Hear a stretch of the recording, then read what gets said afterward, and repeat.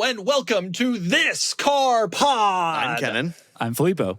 And let's start with the news, beginning with Aston Martin and Apple CarPlay Ultra.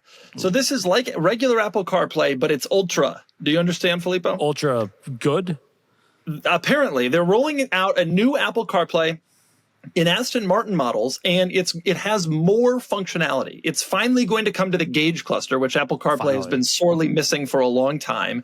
And also it's incorporating other things. I watched this demo and it incorporates climate control, which I don't really know that I'm into, to be perfectly honest. No.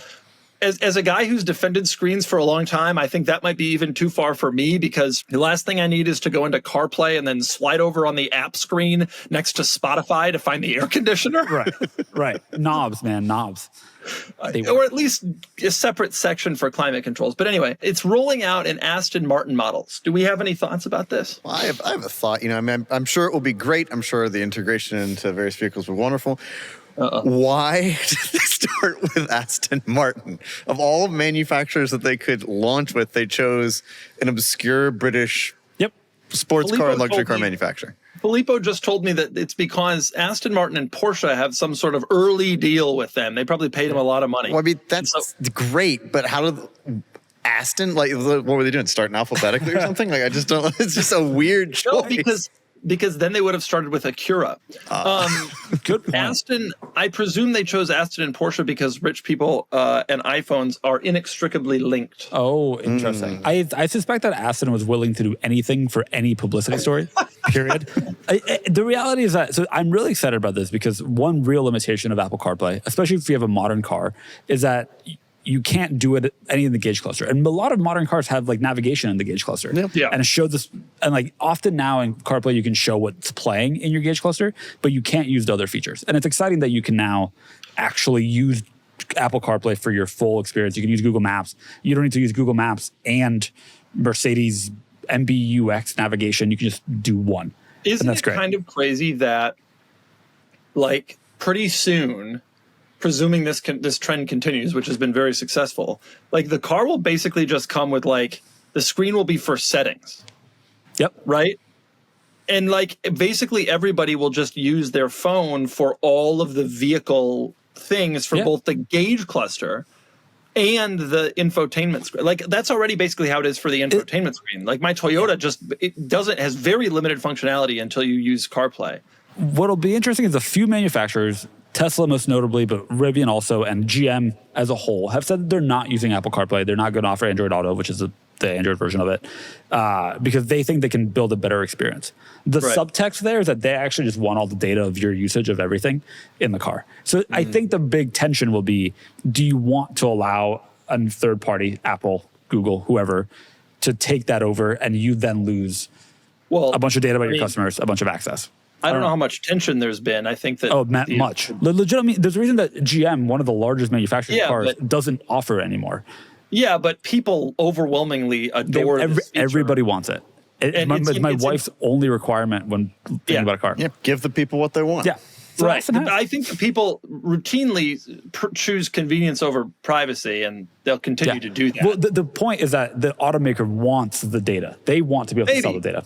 Don't you think there's also a component where the automaker doesn't want to either have to pay Apple or get in bed with Apple or all that? I mean, GM feels like they can do it and just do it all in-house, and they don't have to do this stupid thing with Apple. And there's more controllability there, right? Like there's a lot more that you can do when you control all of it. If you are a talented tech company. And giving up to Apple is it.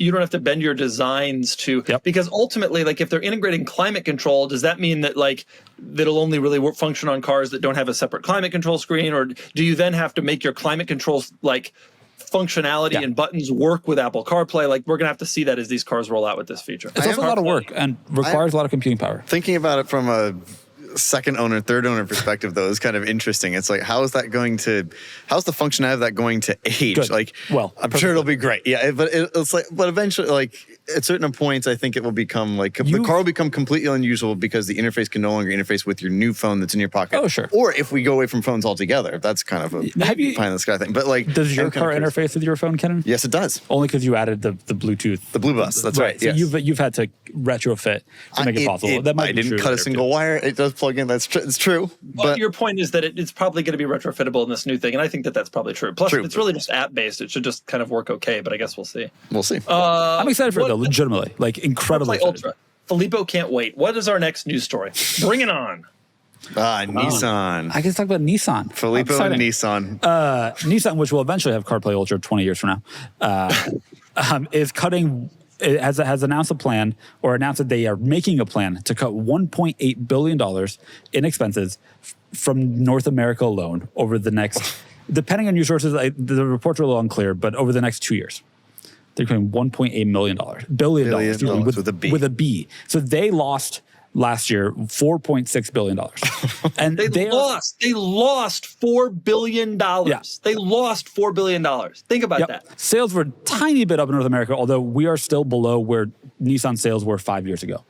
Do you think, this is an honest question, but do you think if I started with Nissan's financial position at the start of last year and just spent money like the Sultan of Brunei, do you think I could have lost $4 billion? No, I was just thinking, I think the Sultan's looking at that going, damn, that's pretty impressive. The reality, I read a really deep dive into Nissan's financials recently, and a lot of their losses come from lease trade-ins where they had the wrong residual value and where the value fell more than what they expected. And that's ends up being a huge loss when they buy back all those cars, they resell them, they lose a substantial amount of money. So a lot of their losses last year were in part, at least, related to prior decisions that they made around sales and around incentives. That has really hit them. But you can't just say, no, we're not going to buy back the leases, or we're not going to accept the leases back. That's not how that works. So they're forced instead to cut massively from everything else. What their North American chairman said give us this great quote. Kennan, have you heard this quote yet? I think I have, but go ahead. Christian Manure, the Nissan America's chairman, said, what doesn't sell cars, what doesn't take care of the customer and make money for the company, we're going to freeze, postpone, or cancel. Now, my personal opinion would be that probably should have been their ethos 10 years ago. If it doesn't sell cars, take care of the customer, or make money, Yep. What were they doing that was not those things, I wonder?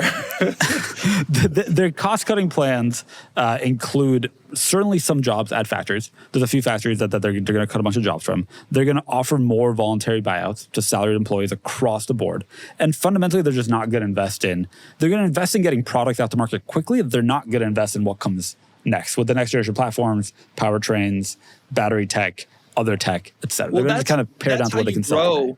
That's how you grow a brand. Is you reduce investment in the future.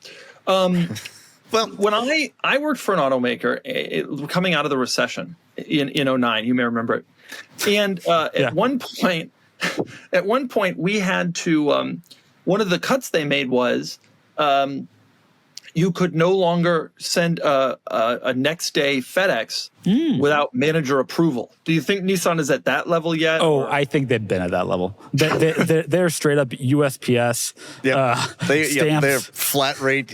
They're not even doing that. They're just adding stamps one by one to every envelope they send. In fact, individual stamps. Yeah. It's a tough situation for Nissan because they actually are doing okay on sales. They're selling product. They've done a full revamp of their dealer incentive program to presumably cut costs for themselves. That will probably impact sales too, because let's be honest on how some Nissan product lines sell. And they're going to just try to get product out to market quickly. They've said they're going to eliminate about half of their global platforms and just increase parts sharing, platform sharing, development sharing to try to get products out in 30 months instead of double that and just get it out. Here's a question for you. Does Nissan even recover from this? You know, I drove the new Pathfinder and the new Armada, and they were both excellent. But it's getting to a point where no matter how good the products are, there's like significant reticence about buying them from general human being public. Am I wrong? Yeah, I mean... I don't think anybody knows. Like, the people that are buying Sentras are not paying attention to autonews.com. But Sentras are not profitable, and they're not big sellers. And presumably, if Nissan wants to make money, like some of the rival brands, their brand position needs to be better. Yep. And it is not. Yep. And Armadas and Pathfinders are cars that people do buy based on brand a lot of the time. I would not be shocked if... I think that Nissan survives this. Apparently, there was a report 2 days ago that Toyota reached out to them about partnering, joining forces, et cetera, after Honda backed out of that. I don't see that happening. No. But I think they come out of it, but I think they're going to come out of it with way fewer product lines. I think they're going to come out of it with just exiting markets entirely. The U.S. market is doing, compared to their European sales and their Asian sales, the U.S. market is doing well. Unfortunately for them, it's also the only place they have costs to cut. And so they're in a tough position where they need to cut investment from the only market that's doing it all okay for them. Yeah, it just doesn't spell good things for them. I think they exit out of it, but just with poor product. Nice. Yeah, that Honda partnership would have been nice. Okay, give us our next news story. Yes. Wow, completely different topic. Oscar Mayer Wienermobile. What a transition. Kennan, have you read about this? No, I haven't. All right. Apparently, there's a big race in Indiana. And I'm not talking about the Wienermobile race, although in my opinion, that is now the big race in Indiana. Right. So next weekend or some upcoming weekend, it's usually Memorial Day, they race these cars at the Indy 500 there on the bricks. Filippo knows. Big loops. Yep. And but this year, they're going to race Oscar Mayer Wienermobiles against each other, 6 of them, and one will win. And you can see the promo there says only one wiener. Is that alongside the Indy 500 cars? Yeah, they're going to be on the Indy cars. It's going to be like that time that Juan Pablo Montoya ran into the jet dryer truck. My all-time favorite NASCAR moment. That is an obscure thing, but yes, anybody should go YouTube that. There was a jet-powered truck on the... Anyway, look, the point is the Oscar Mayer Wienermobiles are going to race, and they're going to win. Now, there are 6 different Wienermobiles, each representing a different local style of hot dog. Are you aware of this, Filippo? Sure.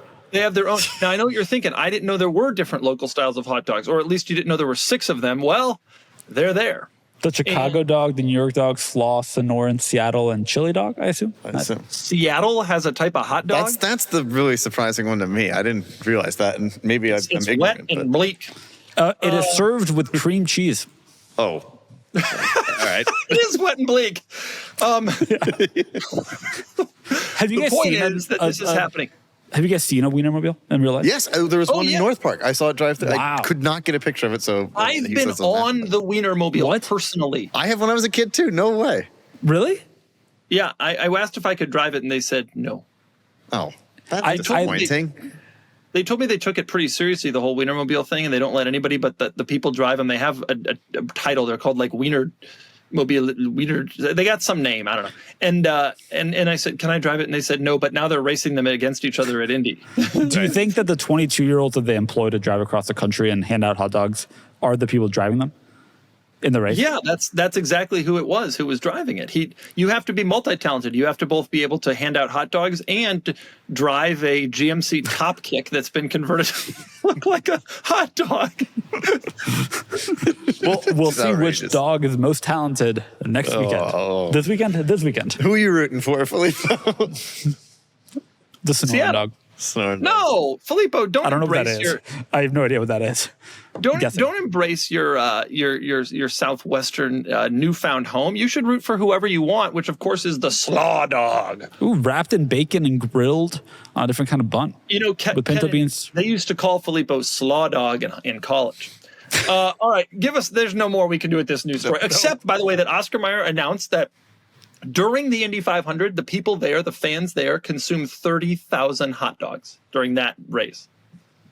Also what Doug consumes on a regular Memorial Day weekend. That also sounds like an American race. Yeah, it's a great American tradition. Eat 30,000 hot dogs and watch some modified GMC Top Kicks.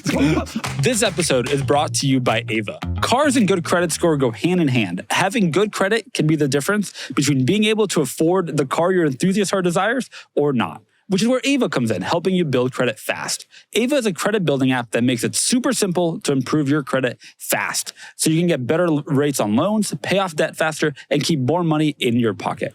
Instead of waiting months for a secured card, Ava is instantaneous. It's simple, affordable, and it really works.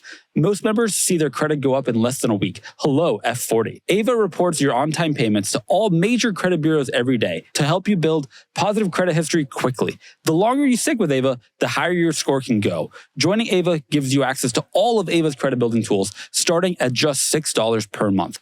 There's no credit check, no interest, and no fees. Ava is the highest rated credit building app with thousands of 5-star reviews. It's the only credit building app rated excellent on Trustpilot and an A+ by the Better Business Bureau.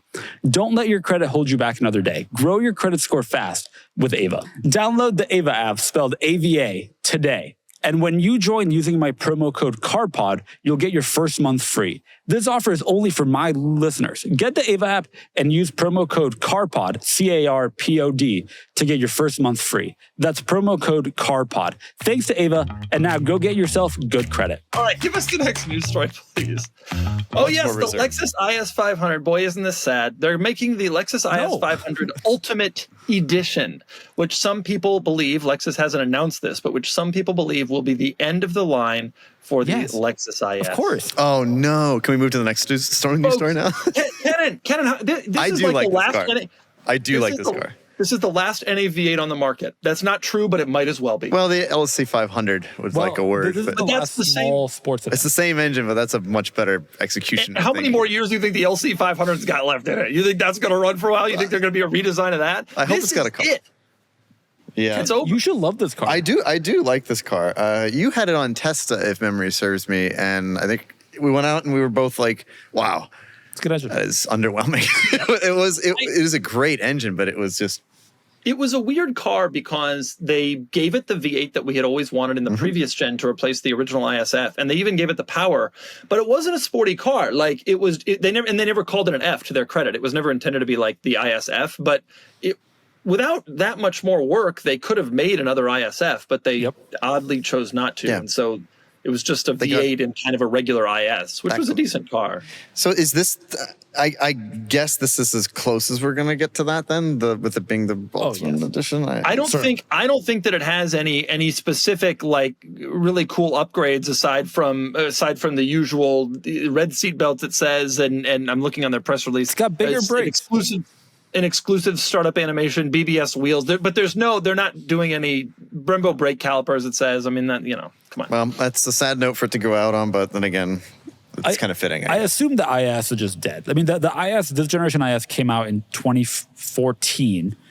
It's been around for a while. It's time. No, that's not true. It is. Well, I'll tell you this. The IS has been a 25-year product that Kennan and I have memories in.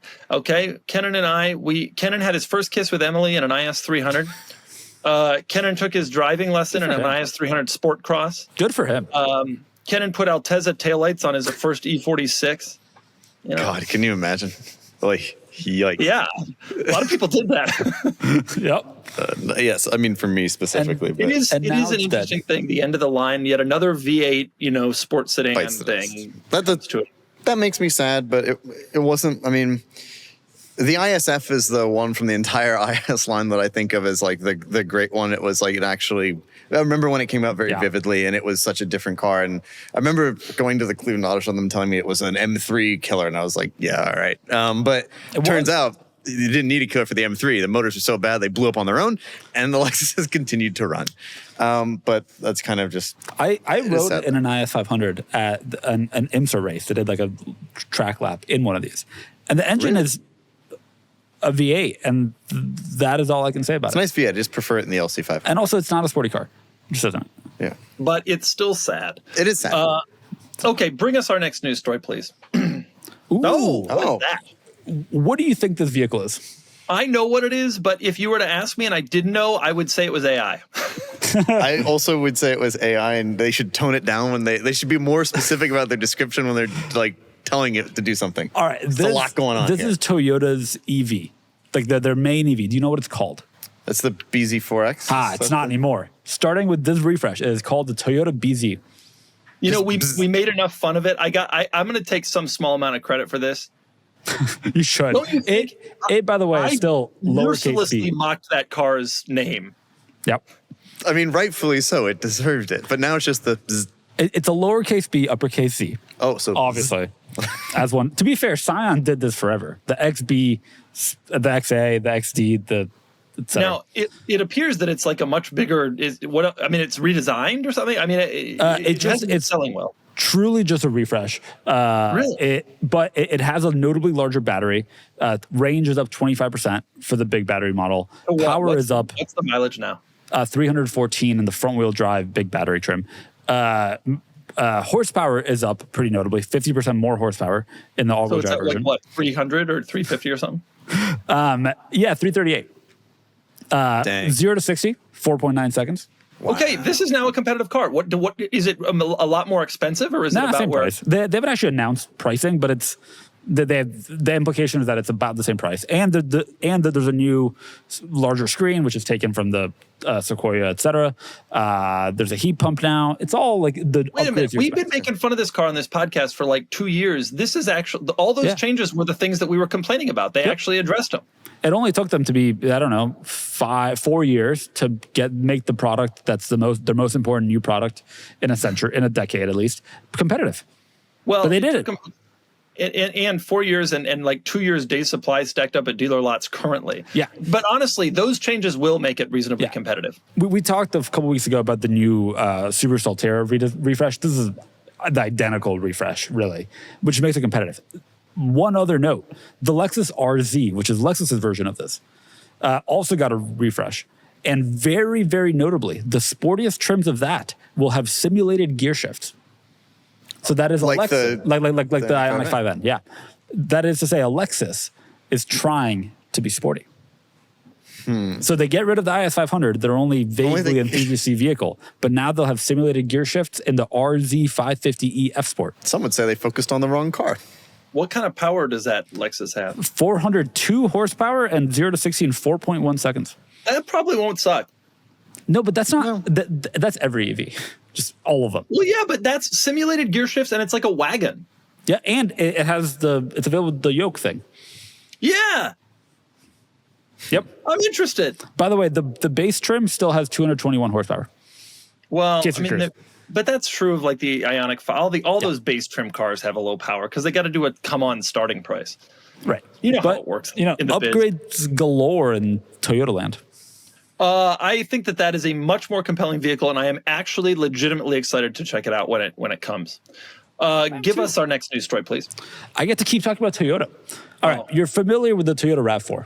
Yes. No. Every single 30-year-old woman that you know has one. That's true. They get that right before. Every man, woman, and child. It's somehow multiple friends moved to San Diego in the last few years, and every single one of them moved from a city where they didn't have a car, New York, and bought a RAV4 hybrid. That's so every single one. True. Without fail. They're very competent. They are, and one of the cars was white, one of them was silver, one of them was gray, and the other one was white. Well, that's the way the world works. That is truly a fact. But there is a new RAV4 that was revealed yesterday. They claim it is all new. It is not. It is pretty clearly a facelift, or like a pretty deep facelift, I should say. Couple of things that are important. What do you define as new versus facelift? I think you're wrong about this. You need a new platform for it to be new. It is not a new platform. There are automakers who have said they're never going to come up with another new platform ever again as far as the world exists. That's a good point. It's a good point. It's a good point. Traditionally, that is how I have looked at it. When there's a new chassis of something, then it is a new car. You guys will never have another. There'll never be another redesigned car ever again. They're all just facelifts from here on out. All right. I will use Toyota's language. It is all new. It's an all new RAV4. You're going to see a bunch of them. They're all hybrid now. There's no longer a non-hybrid powertrain. Really? Wow. Base model is still front-wheel drive, which is unusual because historically their hybrid models have all had an engine and have all the electric motor in the back and made it all-wheel drive. They've changed that for this generation. And there's also a plug-in hybrid model still available. Here's what you will care about, because the rest of this, you're going to see a trailing of them literally everywhere from the moment they come out later this year. You think Kennan's going to care about any of this? Yes, because I'm going to try. He's going to try. He's going to try. There is a new trim that is done in collaboration with GR, Gazoo Racing. Performance arm. Yep. So there is a GR Sport plug-in hybrid EV that's going to be the most expensive trim. It is not notable in any way, shape, or form, except that it has a spoiler. Oh. It has the same plug-in hybrid powertrain, which is actually pretty fast, by the way. Yeah. I'm not done. Has a spoiler. Has 320 horsepower, which is not bad. And the suspension has been tuned by Gazoo Racing. So it might actually be a well-handling RAV4. 320 horse is pretty good. The previous, remember, the story was that the previous RAV4 Prime plug-in Prime was faster than the base model Supra. Yeah, remember 302 horsepower in the previous one. This is probably even more power than that has. Yeah. And it will be cool. I like the idea of Toyota leaning in a little bit. There's a GR badge. There will be a GR2 suspension. And that should be kind of cool. Because if they make it a little bit sportier, if they make it a little bit more fun to drive, that kind of becomes appealing as a plug-in hybrid. It should be noted also that it's not a GR RAV4, it's a GR Sport. That should be underscored. This is not intended to be like S-Line, Lexus F Sport, that sort of thing. Yeah. When they do a GR RAV4, you'll know. I'm waiting. 3 pedals. But GR suspension. Hell yeah. GR suspension could be cool. I'm into it. I mean, it's a light appearance package is all it is. And a suspension. And a mild suspension. That's it. Yeah, I would say it's a medium appearance package. Nonetheless, with regards to the RAV4 in general, I am quite excited about it. Full hybrid is pretty cool. It looks, from what I've seen, it looks very competent. Yeah. It's a really full trim range with like a sport one and a plug-in one and a regular hybrid and the Woodland. There's an off-road one, which is I'm sure going to be like also a light appearance package. But nonetheless, they know how popular this car is. They take this car very seriously, and it shows. This looks like it's going to be another smash hit RAV4. And the interior looks like a nice set of upgrades, more screens as you'd expect, but generally seems nicely done. The Camry that you were responsible for, obviously, is the first person in North America to drive it, except for every single Toyota employee in the world. Except for every single port employee and transportation driver and hotel valet. I was the families of all in the world. The hotel valet may have handed me the keys when he brought the car around, okay? But I was the first. But regardless, that Camry was a pretty large improvement over the prior one and also went fully hybrid and had a much improved interior. And I'm hopeful that this will be true for the RAV4 too. It's got to be. Toyota's all about core competency, and this is a core competency vehicle. We won't discuss the BZ4X and some of the BZ. Sorry. Yep. Solterra. Okay, that's interesting. RAV4 will be seen everywhere. When does it come out? When is it on sale? Later this year, it'll be at dealerships. Later this year. That's 2025 model. Yeah. 25 model. I believe so, yeah. No, I'm so sorry. They're calling it 26 model, but late this summer is the most recent news I've heard. Kennan, give us our last news story, please. Okay, so something I'm very excited about. So this is the day Tomaso P72. Now, this was teased to us at Goodwood 6 years ago, 2019. It's beautiful. I think there's no debate. When it came out, we were like, oh, it's gorgeous. But then in traditional fashion, we're like, it's vaporware. This car is never going to exist. They're going to tease this. There's going to be money problems, blah, blah, blah. Well, Day Tomaso says, no, they are going to start deliveries to customers this year. But it's been 6 years since it came out. So I'm not sure exactly how excited people will be. Now, granted, they only made 72 of them. It's kind of the name. And they are pretty expensive. Allegedly, each one transacted for over $1 million is what they're saying. If they run out of money before they finish the production run, will they change it to like the P20? Oh, maybe they just scratch it out, scratch out the 7. Maybe, I don't know. It is an exciting car. You know what motor's in it? So it's a supercharged Coyote V8. So it's a 6-speed manual Coyote V8, 700 horsepower, 604 foot-pounds of torque, and it is truly one of the most beautiful looking shapes from any modern car. Sure. Filippo shrugs his shoulders. He's more excited about the biz. I am, yeah. I got to be honest with you, Kennan. There's all these startup brands making this and that. I know it's hard to get excited. No, but I a couple of like maybe 6 months ago, I found out about this car like on the internet some night. I had missed me until then, and I went on this deep dive and I got really pumped about it. And I was like, I want one of these things, and I still want one of these things. And I wonder if that's possible. Have you seen like pictures of it running? Like it looks incredible. I've seen one. So absolutely incredible. They had the rolling chassis for it. Surprise, surprise! Again, at Amelia Island several years ago, and I saw it then, and it was. It was gorgeous.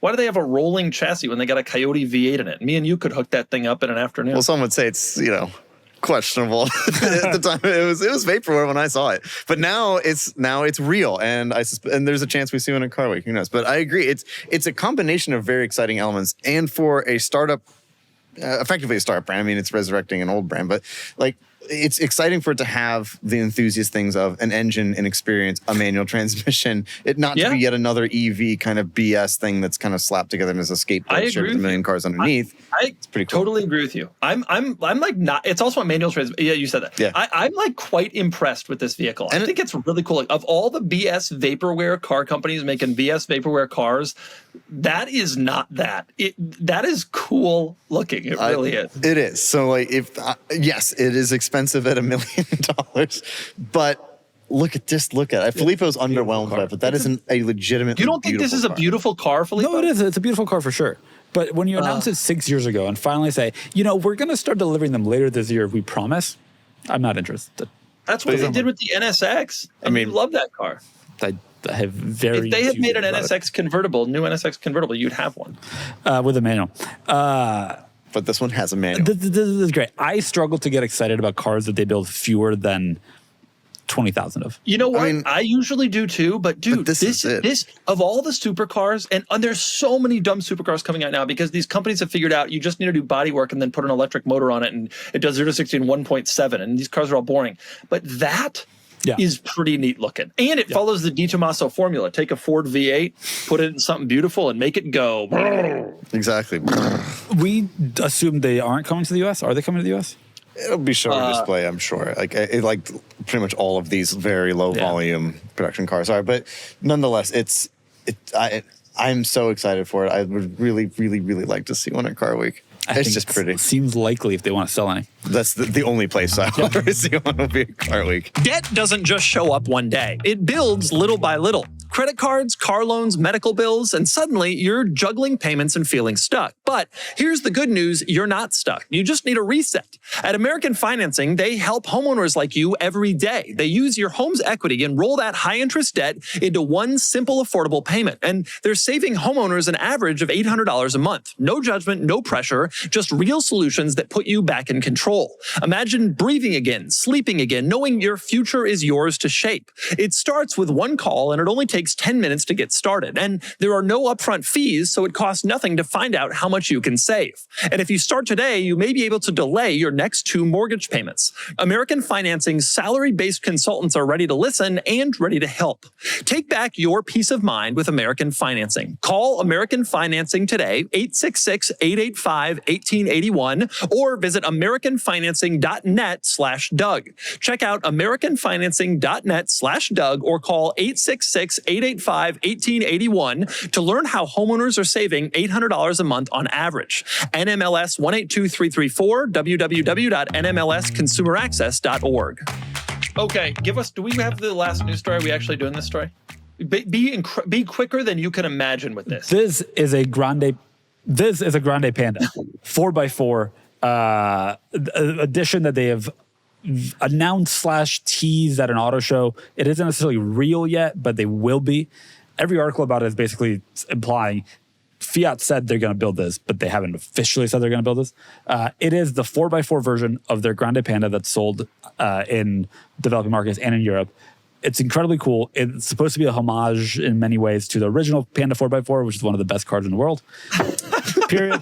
And I'm excited for it. It's a normal small 4-cylinder or an electric car. Europeans are so in love with their own car brands that even Filippo, 20 years out of Europe, can't get off the fact.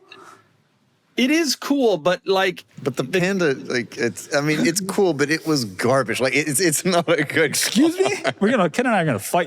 Look, I'm not wrong, Filippo. Be careful.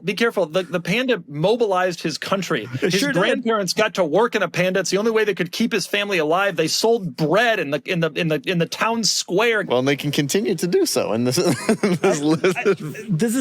BS vaporware. Obviously not coming to the U.S., but I love manufacturers doing slight throwbacks. Renault has done a bunch of these. It's nice to see Fiat take a step. I agree, it's cool. I just can't. You can't say it's one of the best cars in the world. The Fiat Panda, original Fiat Panda, revolutionized Italy, made it possible for Italy to succeed. Wait a minute. That was the original Fiat 500. No. I agree. It's the Cinquecento. It wasn't.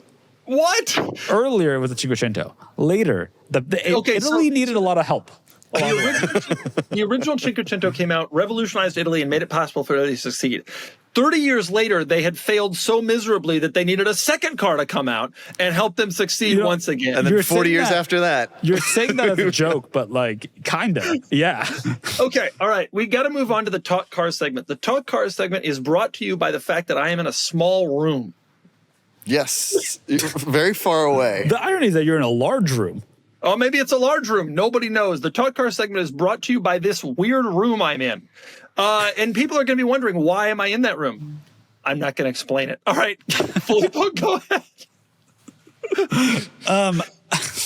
I'm struggling with that transition. Last weekend, last Friday, for the first time ever, I went to Good Vibes Breakfast Club and up Angeles Crest. Good Vibes is an event that happens in LA in the forest on Friday mornings.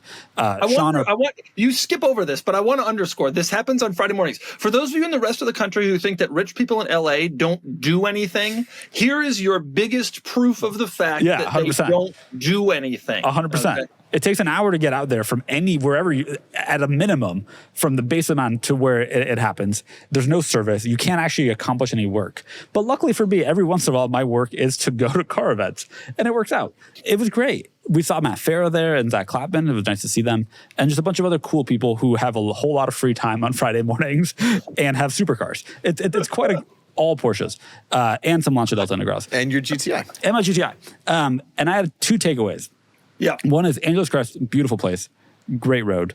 GTI, excellent car. I really need better tires. And it became like incredibly apparent on that mountain drive that the like all season tires that came with the car are just so incredibly mediocre. And I would really thinking about some KO2s or he wants to make his GTI look like that thing. Yeah. So it look like the fan. Wait, that's a great idea. No, I don't do anything that increases road noise. I do need new tires, and I want sporty tires that I think would make that drive. Listen, Pilot, Michelin's your answer. Spend some money, but you won't. He would never. He would never. If they have Pilot Sports at that used tire place that we drove by during the Find the Worst Car video, he would go to them and do that. But that's the only way he could do it. Some square PS4Ss. Yeah. But that is my takeaway. Also, Good Vibes, great event. If you're ever in LA and have a free Friday morning, or if you're lucky enough for every Friday morning to be a free Friday morning, go up there. Who are you talking about? Hey, can I say something? I was on your Instagram page, Instagram.com/Filippo or something. Something like that. And I noticed that you actually also had another point there, which was that you said you now want a Lancia Delta Integrale. Now, we can add this to the list of 10,000 cars that you want you're not going to buy, but I'm curious about this. I'll add to this. So I read that and I was like, absolutely no way. And I asked our producer Sean, who was with him, I was like, did Filippo, because I assumed he had no idea what they're worth because they're worth a fortune. And I think it was an Evo 2 that you were looking at, was one, which is like the one, yellow. And it was, and I think our producer told him how much they're worth. And he's like, they're worth. Can I just get the normal one? And I knew that is what you would consider. You would take a picture of that and you would settle for a normal Delta. That's what you would get. Yeah, but they made turbo ones. God, Filippo. Probably back in the 80s, they probably made 500,000 Deltas and 3,000 Delta Integrale Evos. And now of the remaining ones, there are 2,800 Integrale Evos and about 7 of the regular cars still remain. I don't even know the last time I was in Europe and saw a non-Integrale Lancia. It's been it happens in like rural Italy where they've owned that car from new and they haven't been able to change cars. I love the Lancia Delta Integrale. I've always loved the Lancia Delta Integrale. Well, the Delta Integrale is a very serious little car. Well, and also it's very Filippo when you think about it. It combines kind of everything. It's a practical hatchback. It's Italian. It's fun, but like not too fun because God forbid, it could be very Filippo. We hosted a Lancia Delta Integrale in September of 2020.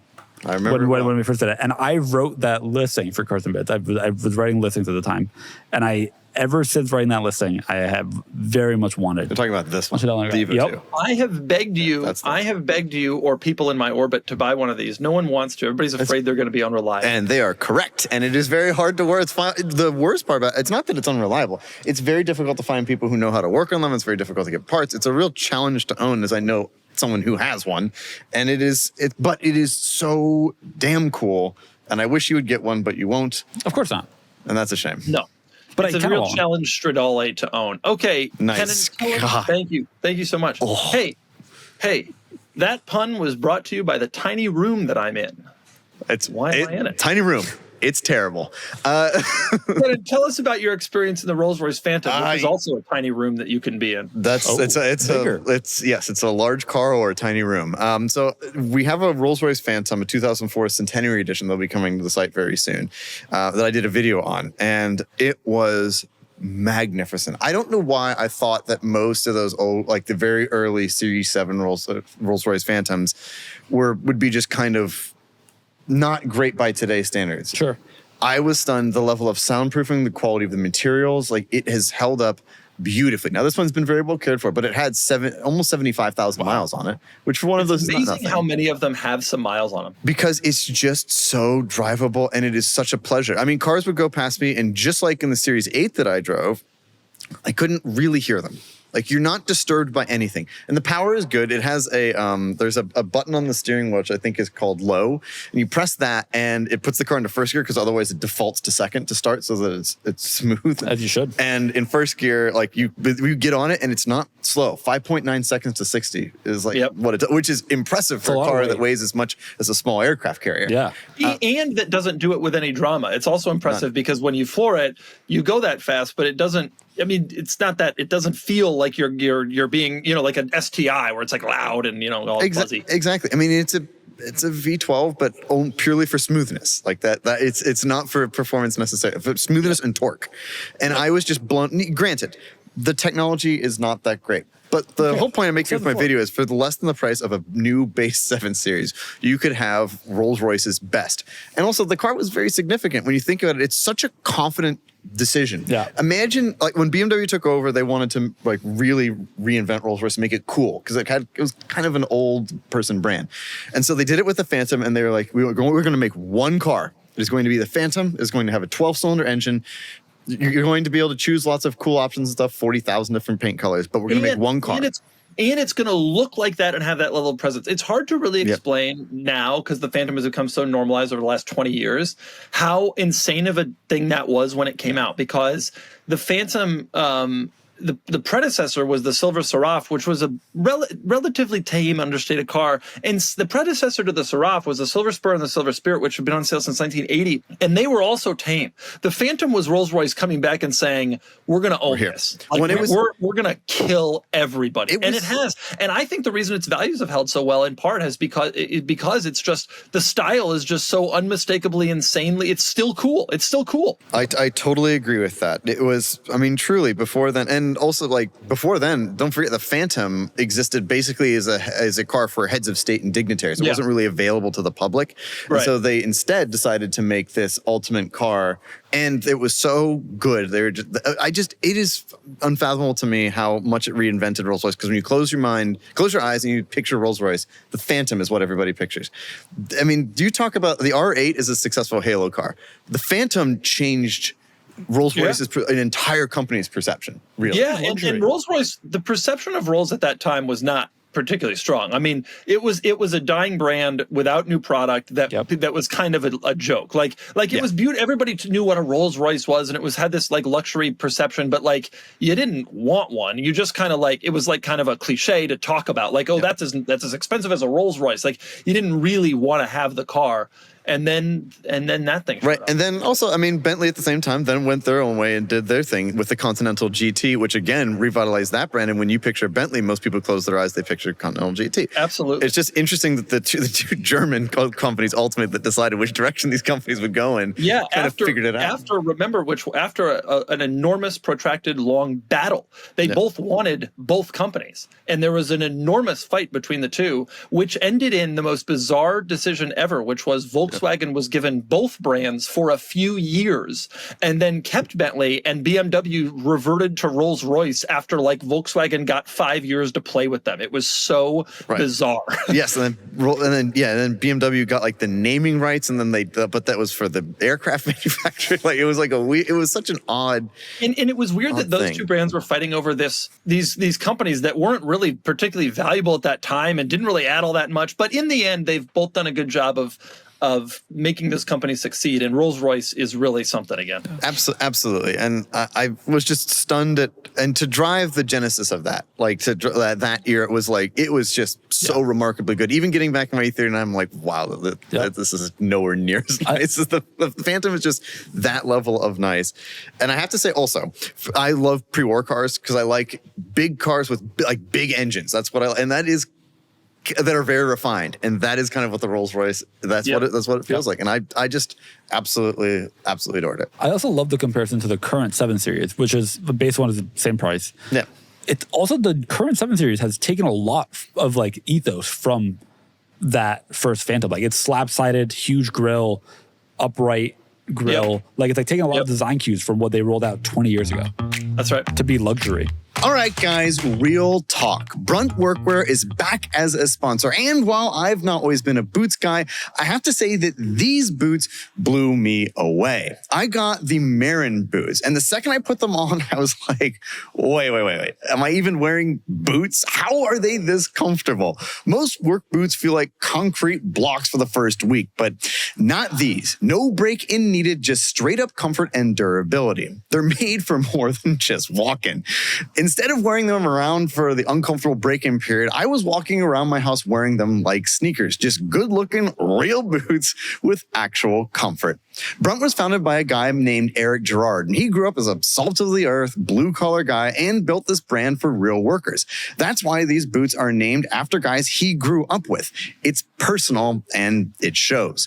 Whether you need waterproof, safety toe, pull on, lace up, Brunt's got you covered. And they've got more than just boots. Heavy-duty workwear that is built to last. Brunt didn't just make a durable work boot. They reinvented comfort for the hardest workers out there. And for a limited time, our listeners get $10 off Brunt by using code CARS at checkout. Just head to bruntworkwear.com and use the code CARS, that's C-A-R-S, and you're all set.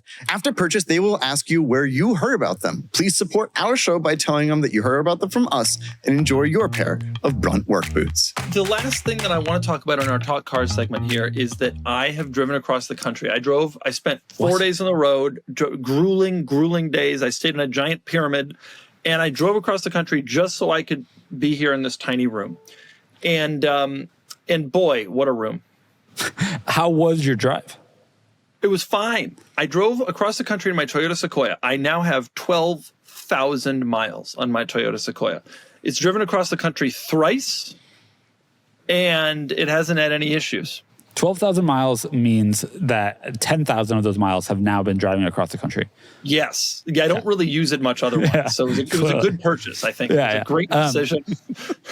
How did it do? Because you, for those that don't know or haven't been listening, Doug had a whole epiphany that the Lexus LX 700H was just a better car because in every way. Do you still believe that after driving? Well, yeah, I do. But you know what? You know what hit me when I was driving the Sequoia across the country?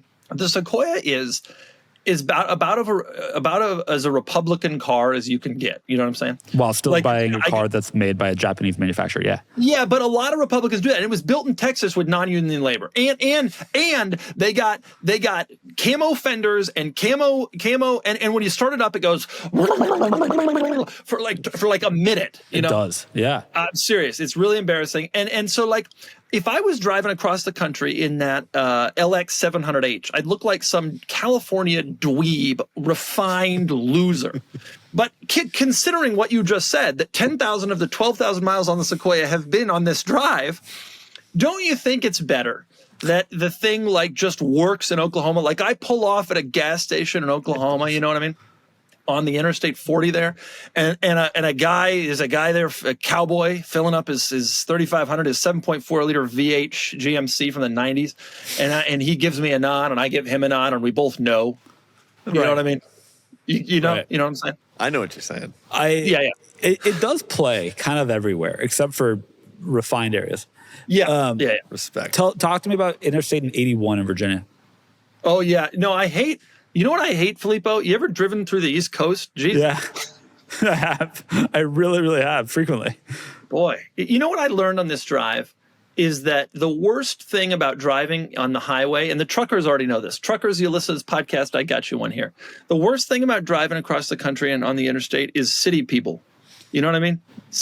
City people have no damn clue. They don't know. And you can always identify them. And on I-81 in Virginia, it's the people with the DC license plates. Yeah. But when you're in, or it's someone in the middle of Kansas and they've got a Tesla. And it's like, yeah, and they don't understand how the left lane operates. They literally have no concept of why. And the other thing they do that's annoying is you'll pass them and then they'll realize, and then they'll speed up, and then they'll slow down. And then they don't know how cruise control works. They've never used it. Nobody ever taught them. And it's just like, Jesus God, you people, don't you know that I am a gun-toting Sequoia driver?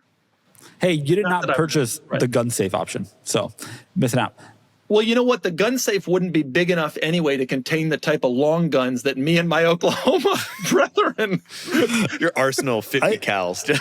A long time ago, like maybe 15 years ago, you had a great article about how the worst drivers are zip car drivers because they're just renting a car for an hour to like drive around their city. Yeah. This is the good correlator to that. Yeah, because they only are on the freeway for like this. Like when I tell people I drive cross country every year twice, people are like, "Oh, I did it once," and it's like, "I bet you were horrible. I bet you were terrible." But like when you do it a lot, you start to understand the rules of the road, and you don't really screw with anybody, and you just you go up a hill, and the person next to you like is slowing down, right? Oh. And then the downhill they pass you, and then they go up, and then they slow down, and it's like I got cruise control. I'm going the same speed this whole time, and you have no concept of what life is. You city person. Lane discipline in this country is abhorrent. It's really better abhorrent. It's better on rural freeways, I will say, Kennan. Yep. Almost nobody screws it up, but some people do. But some people. I have one more question. Did you take the Merritt Parkway or did you take 95? 91? 95? I don't remember. You know, Google, I hate driving through Connecticut. I think driving through, everybody's like, oh, what's the worst part of the drive? Thinking I'm going to be like, oh, it's Oklahoma because it's so flat. But what they don't know is I'm returning to my people in my Sequoia. And the worst part is Connecticut. It is absolutely abhorrent driving through Connecticut. The people just go as fast as they can and then slam on the brakes, and there's just too much congestion. There's too much congestion. So which road did I take? The fact that there's even multiple roads that go to the same place underscores my point. The 95 is the normal way. Excuse me, 95. You don't say the on the outside of I don't understand any of it. I just plug it into the Google and I say, take me there. The Merritt Parkway is one of America's great 2-lane twisty stop sign at that of an on-ramp highways in the country. And it bans trucks. And it really incentivizes you to have like a powerful car. Have you ever driven on it's through the middle of Connecticut and the on-ramps have a stop sign at that of them. So you need to get from 0 to approximately the speed of sound or 100 miles an hour, depending on the day, in 20 feet. It's one of the few highways where the people that live there, namely very wealthy people that commute to the city, have the kind of cars you need to drive safely on that highway. Yeah, but everybody's going slow. Yep. It's too congested. The whole thing's too congested. Sequoia did, once again, 18.5 miles per gallon, just like it did last year. It was 3,124 miles. We did it in 4 road days. And it was fine, and it was great. And I don't notice the truckishness of the ride as much as I used to. And it is a great hauler. And now I got 8 people in it, and all these sand toys and the dog, and we're going everywhere. And it's a pretty damn good car. I hate to admit. I truly hate to admit because I don't want to like it, you know. Yeah. But I really kind of do. I'm happy. And it's pulled out. I got the G-Wagon stuck on the sand already multiple times, and the Sequoia's there to just pull it on out. It can do it. You have 3 locking differentials. Yeah, it's like incredibly capable off-road truck. I need 4. I need the spare to lock also. All right, we got to move on. We got to move on to our next segment, which is the market report, which we have to go through quickly because there's questions and they're good. The market report is brought to you by this drawing of a Saab 900 that I did. Drawing. For those of you listening to audio, he did an actually very convincing drawing of a Saab 900. No, it's too short. I did this drawing of a Saab 900 in my tiny room. Filippo's criticizing him. Filippo, you couldn't draw that if I had a gun pointed at your head. Well, certainly not. Get out of the locker of the Doug's. That's a high-stress situation. Nobody can perform. Not in that situation, but if you gave him a pen and a paper and some time, he could get it done. And supportive behavior. Okay. I want to talk about the AMG GT Four Door because I'm obsessed with this car. Kennan, can you type in AMG GT? Just type in AMG GT. Don't even have to type in Four Door. Scroll down a little bit. Click on that one in the upper right, that white one. Yeah. This automobile. What a car. This vehicle, I didn't realize, we talked about last week on the pod, we talked about the 2-doors. This automobile just sold for $70,000, but that was 6 months ago. We haven't sold any since then. However, I am told there are other websites that sell cars. And if you go to them, such as Auto Trader, if you go to them, I'm not advocating for any of them, but if you go to them, unless they're paying us, is any of them paying us? Okay, all right. Then I'm not advocating for any of them. But if you go to those websites, you'll see that these are now into the low 60s. This is one of my very favorite four-door cars ever made. And in my opinion, maybe the best handling four-door car I've ever driven, including the Panamera. I am obsessed with this car, and it's now into the low 60s. Now, I don't think that the four-doors are depreciating as fast as the two-doors, which is interesting. But nonetheless, this car is going to become a seriously good bargain. It already is at 60-some with a warranty. Everybody is all up on the AMG wagon. Yep. Well, I got news for you. This is an AMG hatchback. It's actually more athletic, and I think it looks better. So there you go. There's my take. Go buy one, because 630 horsepower is more than the wagon makes. It is cool. By like what, 7? 27. The wagon makes 603 if memory serves. I'm telling you, this car is great. It handles so sharp. Kennan, forget about the M5. Let's get on AMG GT Four Doors. All right, well, that's a big. No, I'm not going to do that. But I've never driven one of these cars. I would like to. They really didn't make all that many of them. There's a lot of AMG GT 43s with 2-inch wheels and stuff, but the 63 is really the one to get, and it is quite impressive. I'll keep it. And it's going to be, Kennan, imagine getting this thing for $47,700. That's where it's going to be in about 2 years. Right, because what did they sticker for? Oh, 150. Like 150 or 180 or some crazy number. Amazing. Well, cool. Depreciation. Appreciation's your friend if a car is not that desirable. Yes, if you're not the It is desirable. Market says otherwise. Kennan, tell us about that M3 result, please. Yes. So crazy. I was a bit perplexed. I love the E36 M3. I had one. Mine was kind of ratty, but I love them. The market has been appreciating them a lot recently. A lot of enthusiast support for the US spec E36 M3 in particular, because they had languished forever. They're very cheap cars, and you can see we've sold ones for kind of reasonable rate. But this one shocked me. So we sold a 1999 Estoril blue, like over dove gray interior, very nice car, but it had some miles, 65,000 miles on it. Not crazy low, but not crazy high. But it was an automatic convertible. The dream M3. And a US one. Inarguably the least desirable, but Filippo looks at it as a deal. That's why it's desirable to him. But this guy who bought this one paid a ton for it, in my opinion. $30,036 for what in my mind is about a $6,000 car. Or for a nice one is like a $20,000 car. I don't entirely agree with that, that it's a $6,000 car. It ultimately, if you want a tip convertible, which is unusual, but if you do, this is absolutely the one you want. There's no question this one was the one. It's presented very well. It's the right colors. It's in great condition. I get why it sold for a lot. But they are it is the least desirable one by quite a margin, and I'm just like stunned that it sold so well. But this guy clearly wanted the car. Two people really went at it. Yeah, when this auction was happening, I watched the last 20 minutes of it. Man, did it take a while. Two people really wanted it, and I agree with you. This is a little bit. I don't think this is the new market for E36 M3 convertibles with an automatic, but it's the right color. It's been owned in California and Arizona from new. 65,000 miles for a 26-year-old car is low. And look at the seats. It's an amazing the condition is impeccable. I'm not convinced those seats have seem to me like they've been swapped. But this car's probably already been stick. I mean, it was a nice one. I was just like, it really caught me off guard to see it. It was one of those like almost spit my tea out sort of moments. Like, what? Like, I can't believe that's what it sold for. But it did. But nonetheless, like, Kennan, don't you agree that this car is going to be stick swapped? I mean, if you want... it's already done. I almost guarantee it. That car sold, on the 13th? Today's the 21st. I guarantee it has a manual transmission. You think so? Like, yes, I do. That transmission is bad in that car. The auto is not good. I bet it's getting stick swapped, because honestly... I know that there's not a lot of appreciation in the enthusiast community for convertibles, but I think a lot of people do like convertibles, and the only thing this car is missing is a manual. And if you wanted a E36 M3 convertible manual, this car checks every other box. Low mileage, Southwestern owned, bright colors, final year production. It's like the perfect car minus the stick, and you can do the swap easily. I bet it does get converted. I would not be at all surprised, and it's pretty easy to do on the E36. But yeah, I agree with that. I drove a convertible E36 M3 that we sold on the site, and it was fun. I had a good time, and like here, it makes sense. The car's not all that fast to begin with, and like if you want to have the top down and like kind of enjoy just driving around, it's pretty appealing. Massively support people just wanting a car and making it happen. Yeah, like if you want a Saab 900, for example, just draw one. And by the way, I do. Just draw one. Doug DeMuro, just draw one. Kennan, I don't know why we stick Kennan with all the BMWs, but Kennan, can you tell us about the S54 clown shoe as well? Yes. So We've had quite a few BMWs. Well, you stick me with the BMWs because I like them. But this already got this reputation. This was a great sale, even if you're not into BMWs. To be honest, I like BMWs a lot, but Ferraris are actually more of my. There are a lot of other cars I like. I know I get a lot of shtick for liking my M5, and I do love my M5. But there are a lot of other cars that I like. I just happen to know a lot and talk a lot about BMWs. But anyway, we sold an S54 powered M Coupe.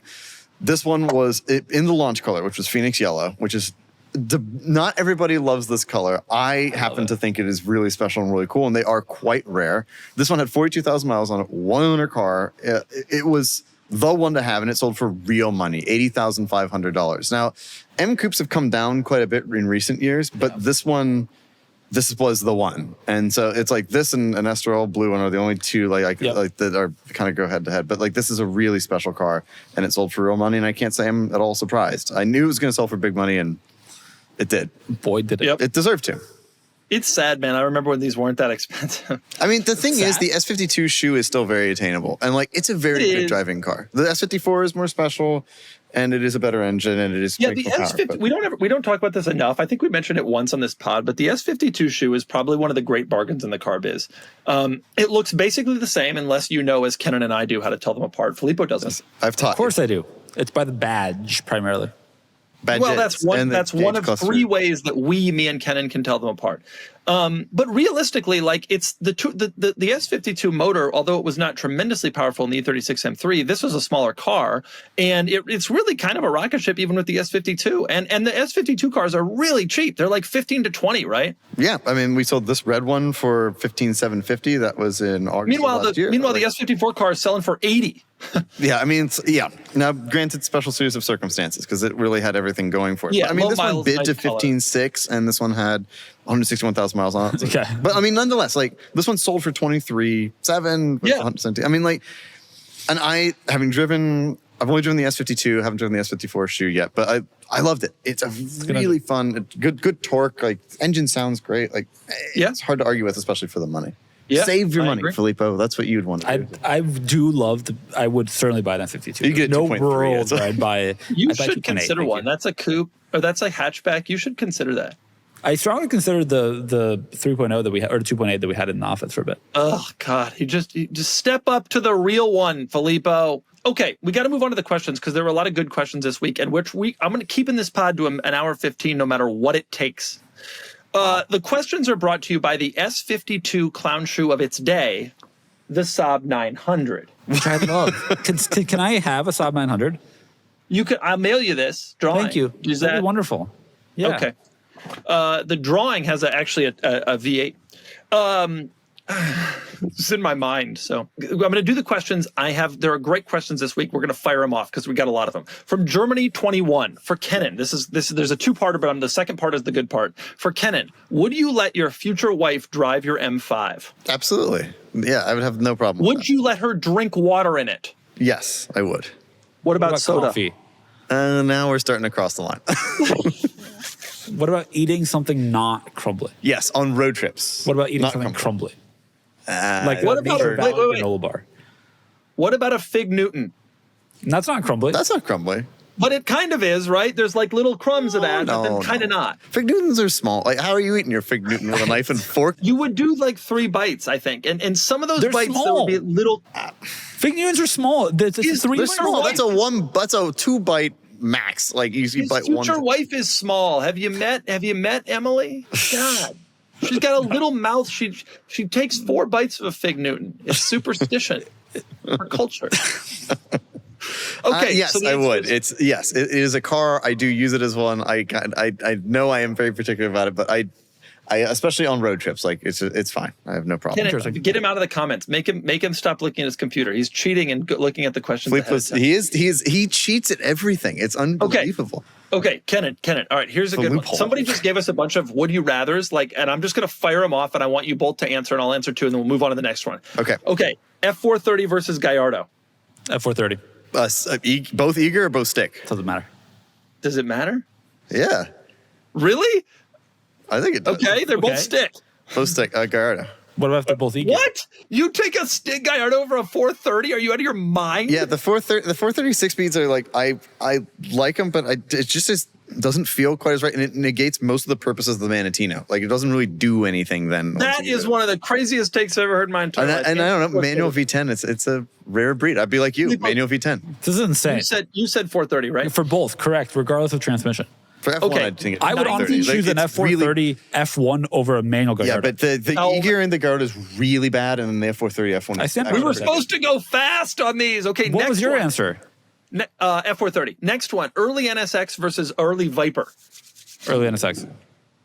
NSX. I mean, the NSX is a better car. Yeah, definitely NSX. Yeah.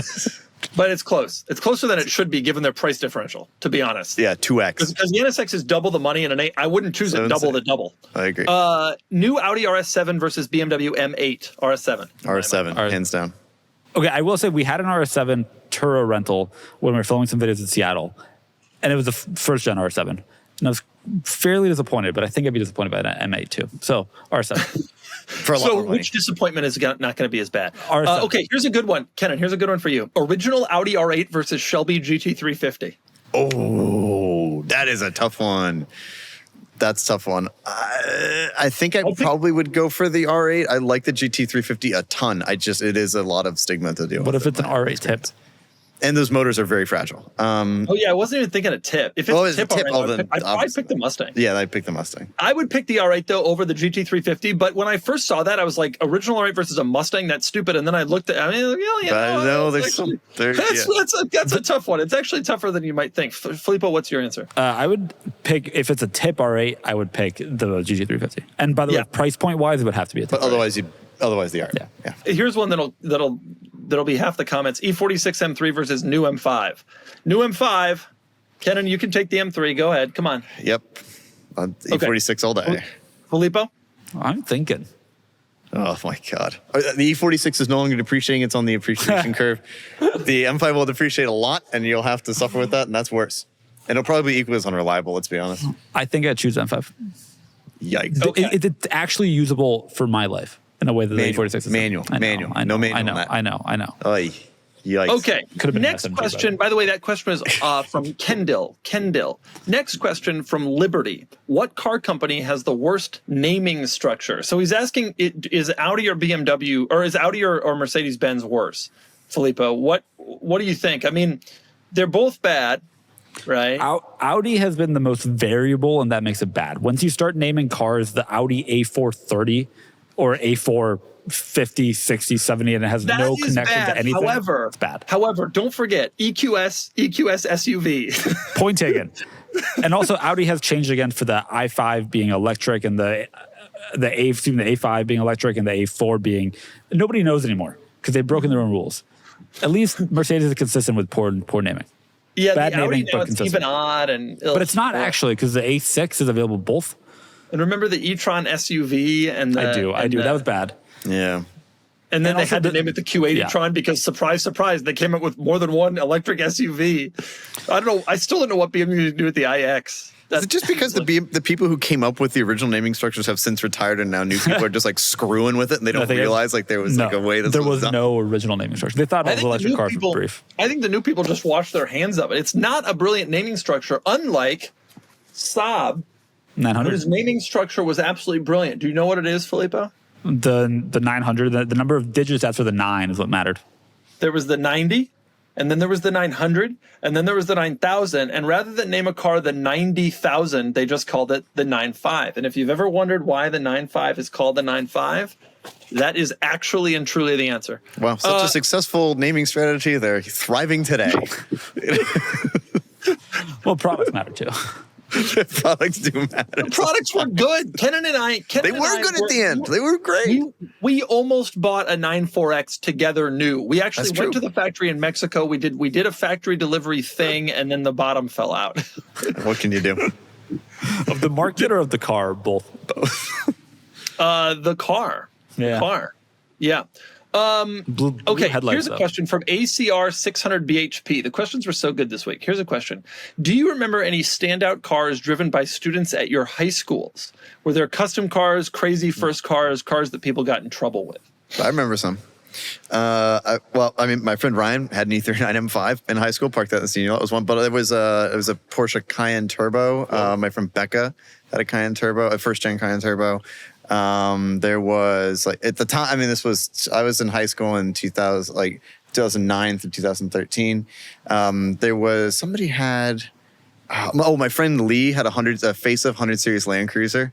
That was so cool. That was one of my favorite cars. You believe this crap, Filippo? Everybody's always getting on me like, oh, Doug's got rich parents. When I went to high school, did anybody in your high school have a Cayenne Turbo? No. I remember there was a girl named Leslie whose parents got her a new Kia Spectra, and everybody was like, oh, she's rich. She got a new car. Like, the mere concept, I'm dead serious, too. I'm not screwing around. My Volvo 850 was the most powerful car at my high school with 220 horsepower, front wheel drive automatic.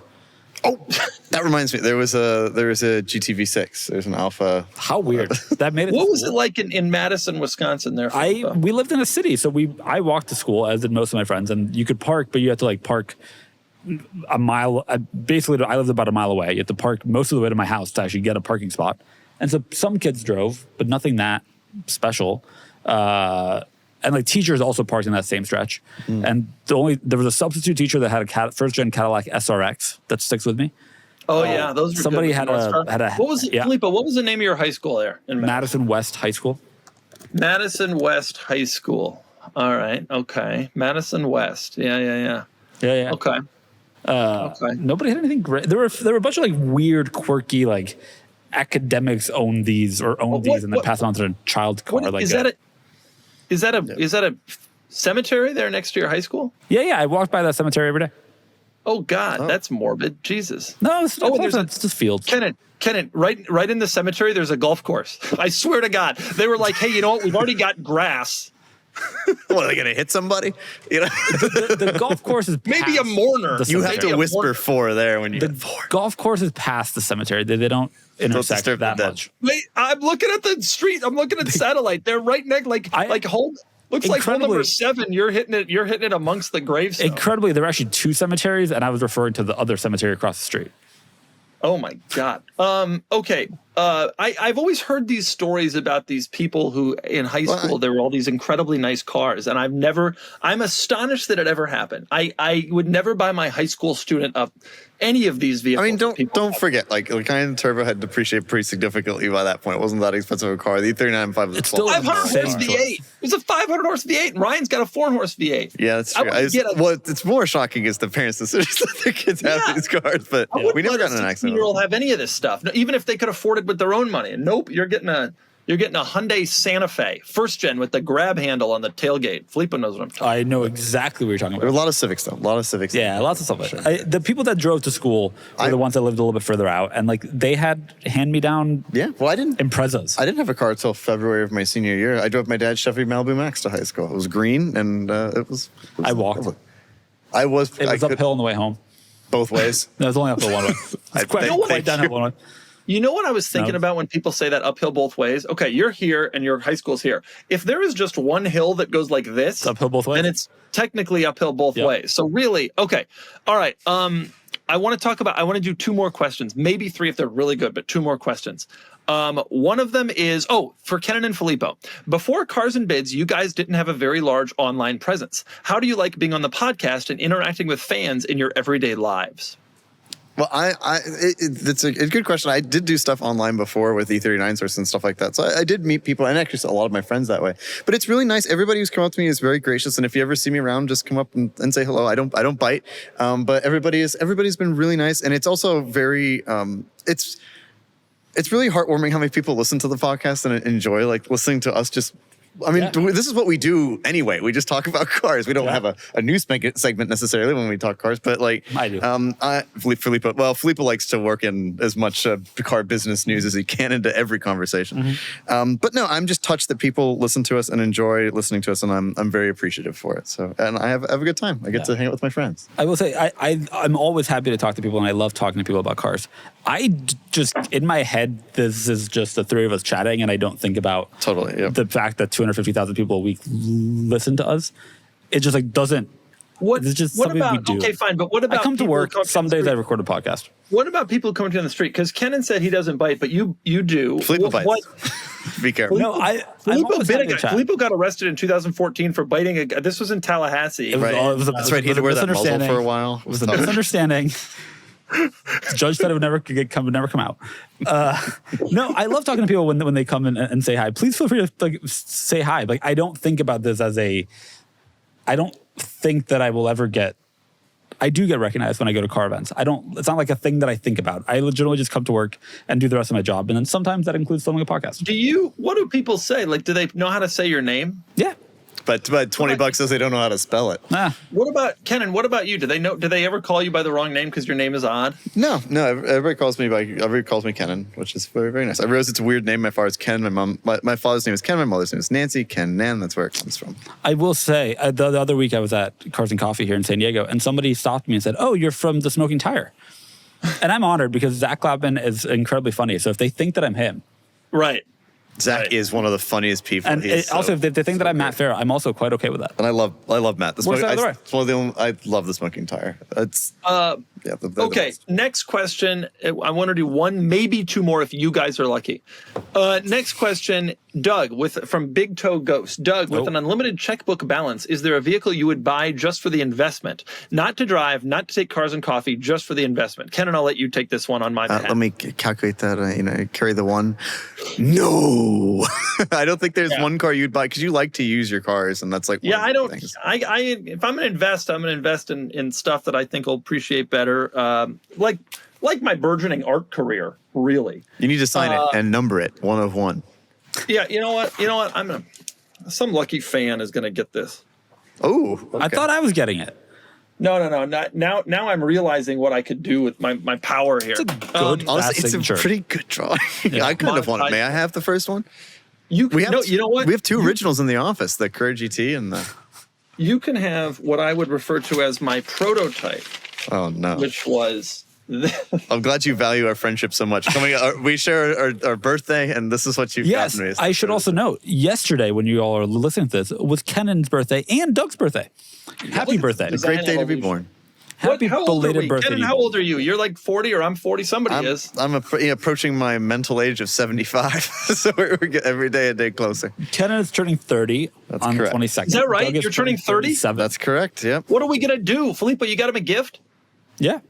No, there's no need for gifts. His friendship and facial expressions when I say something ridiculous are presents enough for me. My gift. I want to ask. I want to do one more very short question, which is a good one that I think is a legitimate car question that is worth covering. From Mike Cape Cod, the Jeep Trackhawk market remains very strong, with used models often selling above MSRP. Mm-hmm. Do you think this market will ever cool down, or did the Hellcat everything trend, including Durango models, create a segment that will maintain its value?